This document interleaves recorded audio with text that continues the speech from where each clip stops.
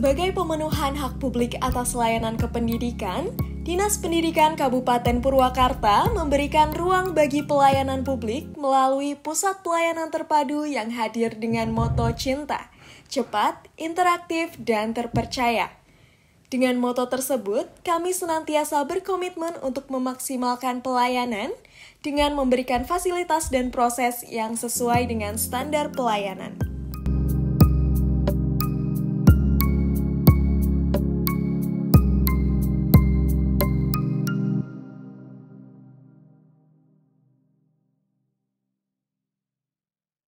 Bing lebih pintar dari saya, karena Bing ditanyain apapun udah bisa jawab, bener nggak?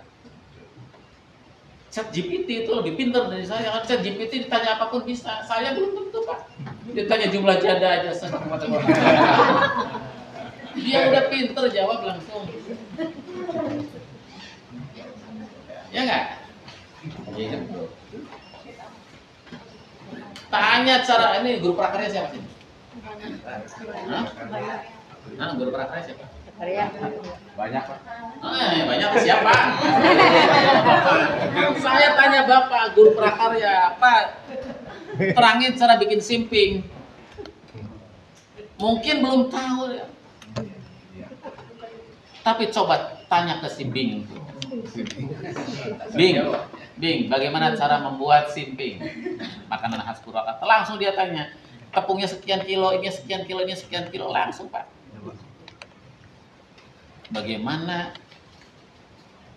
AI itu, ya, itu bisa lebih cepat mengajari anak-anak daripada kita. Maka sebenarnya di sekolah-sekolah itu ya, nanti ke depan itu udah mulai itu berubah peran guru. Bukan lagi ngajarin, nyampein informasi, sumber informasi, tapi lebih ke membimbing anak gitu, untuk tumbuh karakternya dengan baik, karakter kemanusiaannya. Itulah pentingnya hari ini kita merubah tata kelola kapasitas gurunya itu, paradigmanya, mindsetnya harus mulai rubah gitu kan, karena sekarang udah rubah, itu zamannya udah rubah. Apalagi guru-guru yang masih ngajar pakai paket, pakai LKS. Wah, hari ini pemimpin sekolah harus lebih atraktif, akrobatik lah. Akrobatiknya rumahnya keren, hebat, sekolahnya ayeuna. Iya, guru-gurunya harus seperti itu. Guru-gurunya itu guru-guru yang bikin siswa gitu kan. Gitu. Oke Google, apa yang dimaksud dengan tata surya? Menurut Pasca Sarjana UNSU, tata surya adalah kumpulan benda langit yang terdiri atas sebuah bintang yang disebut matahari dan semua objek yang terikat oleh gaya gravitasinya. Bisa kayak gini sekarang apa? Pelajaran apa ini sekolah? Pelajaran itu Pak, pelajaran agama. Kalau agama hanya sebatas pelajaran, mending gak sekolah. Ima, itu boleran, ngena AC, mau AC. Di kamar di imah ya AC. Bisa beri dahar, bisa beri ngopi, baru udah beri.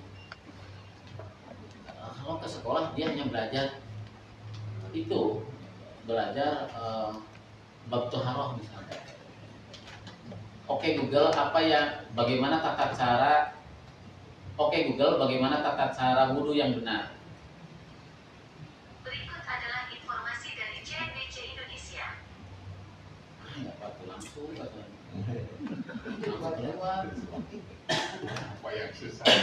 Nggak ada yang susah. Jadi budak juga tugas, ini gampang bisa. Jadi kalau tugasnya hanya informatif. Ini sekolah-sekolah kita sekarang dihadapkan kayak ini.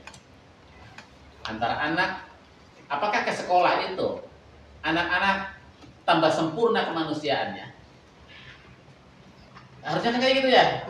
Karena sekolah itu lembaga pendidikan. Pendidikan itu untuk menyempurnakan kemanusiaan kita. Atau anak-anak ke sekolah tambah kacau kemanusiaannya. Gitu. Karena anak-anak ke sekolah berinteraksi dengan teman-temannya, kemudian guru-guru tidak bisa memitigasi tumbuhnya perilaku buruk anak-anak kita. Gitu. Kemudian yang terjadi apa? Yang terjadi ketika dia pergi ke sekolah, belajarnya minim, kemudian dia bertemu dengan anak yang kemudian daya kreativitas anaknya itu luar biasa, berbeda dengan zaman bapak. Karena bapak makannya sampe, kangkung, kacang, udah kaya ada telur negeri, ayam negeri. Betul kan? Makan kalau negeri, penyedap rasa segala macam. Dari makanan itu, apakah makanan-makanan itu berpengaruh nggak sih sebenarnya pada perkembangan DNA kita segala macam gitu? Kan berpengaruh.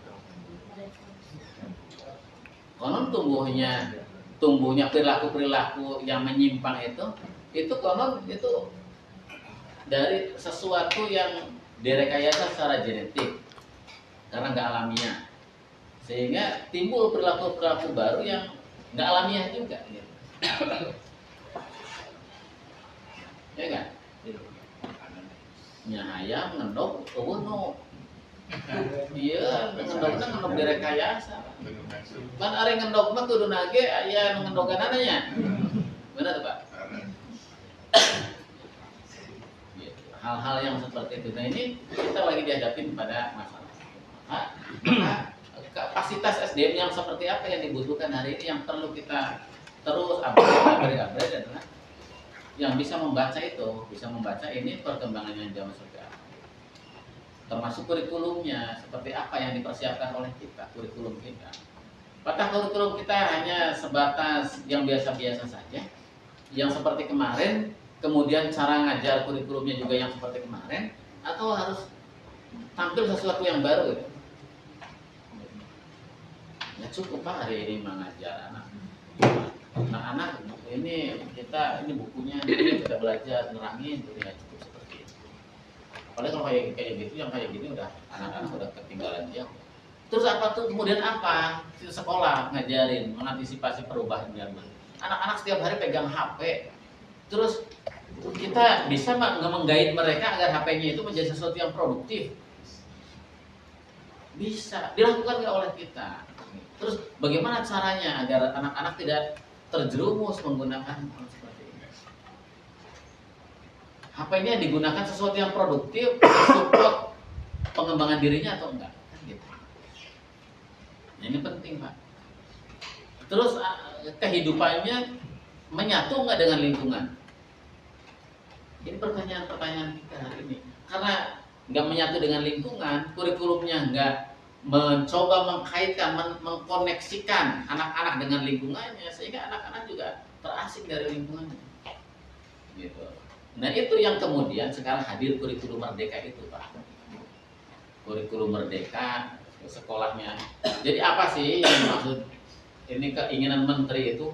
Menteri itu pengen sekolah-sekolahnya oleh kepala sekolahnya dibikin sekolah yang menyenangkan, yang betah. Betah untuk siapa? Untuk guru-gurunya, untuk siswa-siswanya. Kadang lain betah ke siswa unggul, betah ke guru-gurunya. Kalau gurunya nggak betah di sekolah, kepala sekolahnya nggak bisa bikin guru-gurunya nyaman di sekolah, betah di sekolah, jangan harap guru hadir ke kelas-kelas itu dengan kondisi yang asik. Gitu Pak. Jadi gurunya harus asik. Jadi datang ke kelas itu juga asik Pak. Kalau udah asik itu pembelajarannya asik, menyenangkan. Nah ini yang menjadi orientasi kita, menciptakan ekosistem. Kenapa bukan sistem? Ekosistem. Ekosistem itu apa? Yang mati dan yang hidup semuanya bekerja sama membangun sebuah iklim yang menyenangkan. Maka apa? Maka taplak mejanya dibikin sesuatu yang hidup, yang menyenangkan, yang bisa berkomunikasi dengan siswa-siswa dan guru-gurunya. Mejanya, tanamannya, halamannya, WC-nya, gitu, chatnya, semuanya dibikin interaktif, nyambung dengan penciptaan budaya sekolah yang menyenangkan. Kurang lebih seperti itu ekosistemnya. Itu yang mati, apalagi yang hidup. Apalagi dia mau komunikasi antara bapak guru dengan saya, kepala dinas, dengan kepala sekolah, dengan wakil kepala sekolah, dengan TU, dengan operator, dengan penjaga sekolah. Ekosistem itu. Dari ekosistem yang baik akan tercipta lingkungan belajar yang baik yang menyenangkan. Gitu. Maka apa? Mulai halamannya ditata dengan baik, interaktif, dengan kurikulum, dengan pembelajaran, gitu maksudnya. Kurikulumnya merdeka itu gimana? Diserahkan kepada guru dan murid. Capaian pembelajarannya diambil, sumber belajarnya dan bahan ajarnya bisa bersumber dari lingkungan. Saya termasuk orang yang nggak suka Bapak Ibu masuk ke kelas, bagiin buku paket, belajar dari buku paket.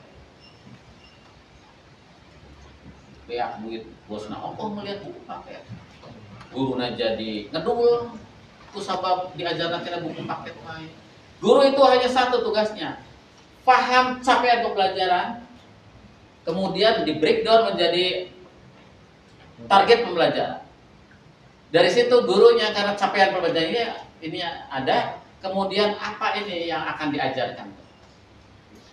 Yang akan diajarkan itu guru itu nyari kemana-mana, baca di internet, baca di jurnal tuh, baca berbagai macam literasi, sumber, baca lingkungan, kan gitu ya. Masuk ke kelas tinggal refleksi, nerangin guru itu. Guru nerangin, siswa, guru nerangin, boleh pakai media, boleh pakai alat peraga. Siswa mendengarkan. Guru mengeksplorasi semua pengetahuan yang ia dapatkan dari berbagai macam sumber, bukan dari satu sumber Pak Erlangga atau Intan Pariwara. Saya tidak mau guru-guru saya direduksi kepintarannya, kreativitasnya oleh penerbit, oleh pengarang buku. Mungkin Bapak Ibu lebih pinter bikin materi ajar, ya nggak?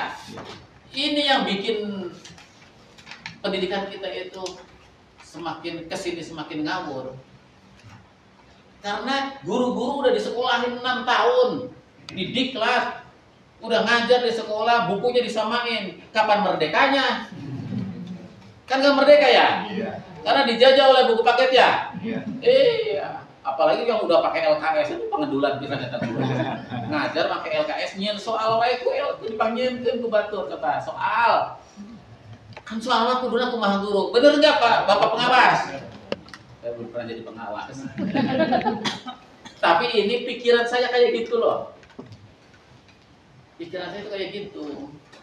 Jadi guru-guru yang sudah pada pintar-pintar IPK-nya mungkin Bapak itu cum laude, summa cum laude, yang nyusun buku.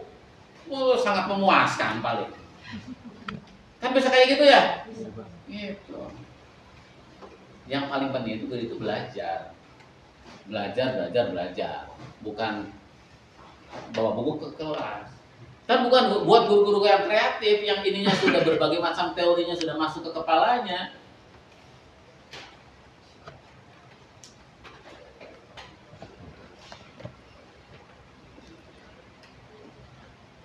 Daun nangka ini bisa menjadi bahan ajar.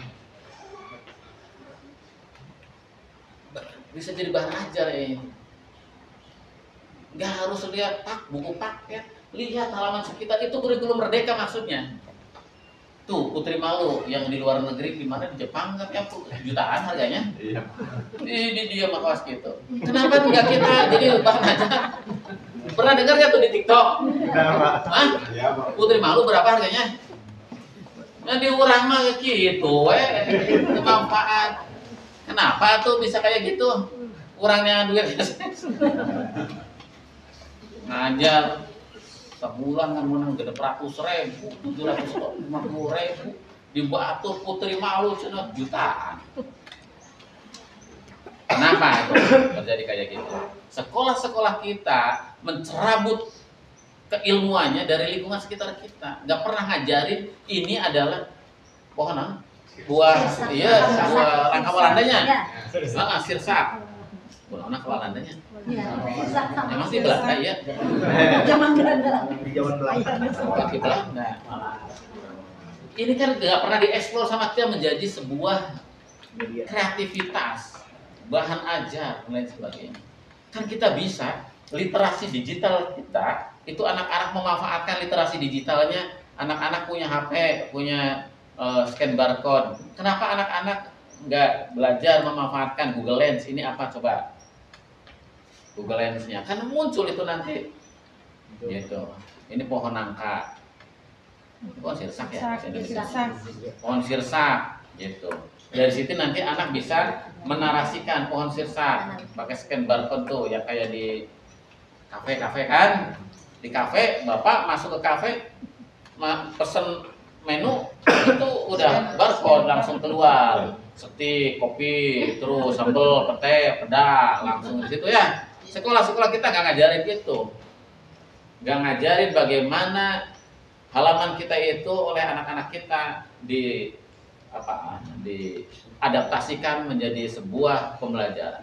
Ngomongin literasi, tapi nggak pernah kreatif. Belajar literasi masa papanasan 15 menit di lapang. Nah, redaton. Karena literasi bukan itu. Ya, literasi baca tulis boleh. Tapi yang lebih atraktif nih sekarang kita itu. Kan bisa guru bahasa Indonesianya. Anak kita menggabungkan literasi baca tulis sama literasi digital. Kita akan bikin scan barcode semua pohon kita pakai barcode di sini, biar nanti kalau Pak komite datang, ini pohon apa ini nih? Saya juga nggak tahu ini pohon apa. Pakis ya? Pakis paku. Pakis haji. Macam-macam tuh. Nah, kasih tahu tuh anak-anaknya, ini tuh pohon pakis apa paku? Pakis. Nah, gitu. Kan ini bisa dinarasikan oleh anak-anak kita, sehingga anak-anak kita tahu. Ini pohon paku, bahasa Latinnya ini manfaatnya ini tumbuh pada ketinggian sekian, ini jenis termasuk golongan kan gitu ya, terus diketik. Itu kan narasi tuh, itu kan kemampuan literasi anak menulis kan. Kemudian anak mencari referensi, ketik terus semakin anak mempelajari itu, literatnya keinginan tahunya semakin dalam, itu anak menulis itu semakin panjang tuh, terus bisa berhalaman-halaman. Itulah kemampuan nalar, kemampuan kritis, mencari. Itulah literasi terus. Itulah literasi baca tulisnya. Literasi digitalnya ini akan kita masukkan ke dalam digitalisasi. Nanti ditulis, masukkan ke aplikasi barcode, tempelin barcode-nya di sana. Setiap siswa, 800 siswa SMPN 1 Darangdan, kalau pengen tahu pohon ini pohon apa, tinggal di scan literasi, scan terus muncul ini pohon paku. Meluas Pak. Karena anak yang nulisnya diajari oleh guru bahasa Indonesia, biologi, itu kan bahasa Indonesia, biologi, maka terus panjang. Semakin banyak anak belajar, semakin panjang tulisannya. Benar nggak? Kalau anak yang cuma tahunya sedikit, segini tulisannya. Semakin dalam dia belajarnya, semakin luas bertanyanya, semakin cari dia di jurnal, di internet, semakin panjang tulisannya. Bahasa Indonesia, IPA. Kemudian bahasa Inggrisnya tinggal di bahasa Inggris. Ya nggak? Ada bahasa Indonesia, bahasa Inggris. Kemudian prakaryanya belajar memoto. Nanti fotonya tempel-tempelin di dalam itu. Kan bisa bisa ada foto, tulisan. Bagaimana anak menggunakan kamera itu yang mempunyai bakat itu. Suruh motoin pohon-pohon itu. Dari sebelah mana, dari sebelah. Tempelin. Ada fotonya, ada tulisannya, ada bahasa Indonesia, ada bahasa Inggrisnya. Bahasa Sunda.